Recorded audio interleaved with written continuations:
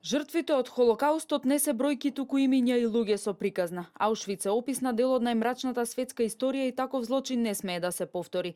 Грижата за минатото е наша историска и човечка одговорност. Холокаустот треба да се третира како предупредување, не како историја. Се дел од пораките што беа упатени на денешната комеморативна церемонија по повод 27 јануари, меѓународниот ден на сеќавање на Холокаустот, што се одржа во Министерството за надворешни работи на Република Македонија. Сара Легутман Калдерон од Израел, ќерка на Гита Шами, единствената еврејка од Македонија која го преживеала Холокаустот во Аушвиц, во емотивно обраќање зборуваше за судбината на нејзиното семејство.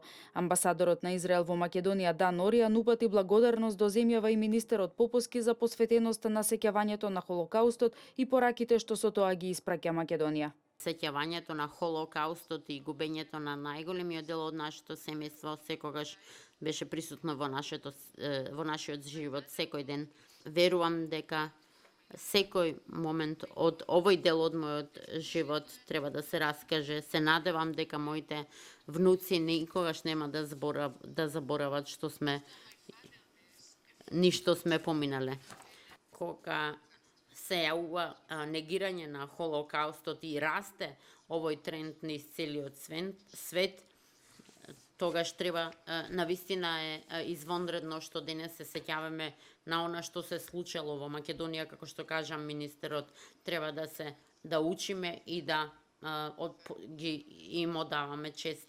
Министерот за надворешни работи Никола Поповски истакна дека земјава е посветена на зачувување на спомените од Холокаустот, кој ќе остане трајна тема, но предупреди дека се потребни повеќе мерки за борба против омразата, затоа што антисемитизмот е побрз од мерките што се преземаат. Грижата за сопственото минато е одлика на цивилизираниот свет, прашање на човечност и наша историска одговорност. Во таа смисла, Република Македонија ќе продолжи со ангажманот во насока на интензивирање и избогатување на активностите на сите полиња кои се поврзани со сеќавањето на жртвите од Холокаустот. Амбасадорот на САД во Македонија Джейс Бейли порача дека нашата должност е проактивна и дека сеќавањето е почеток, а не крај на обврската. Полскиот амбасадор Јацек Мултановски истакна дека неговата земја засекогаш е поврзана со хоророт на Холокаустот и тешко е да се разбере полската историја без да се разбере еврејската димензија и обратно. Емотивно обраќање имаше и председателката на еврејската заедница во Македонија Берта Романо Николич. Холокаустот е опомена.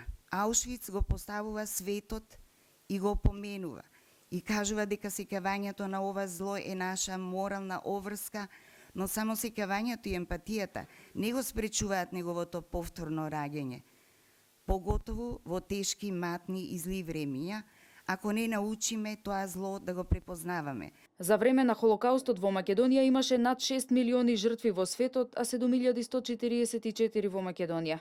Евреите во земјава од Битола, Штип и Скопје во март 1943 година биле транспортирани во логорот во Треблинка, од каде не се враќа ниту еден евреин.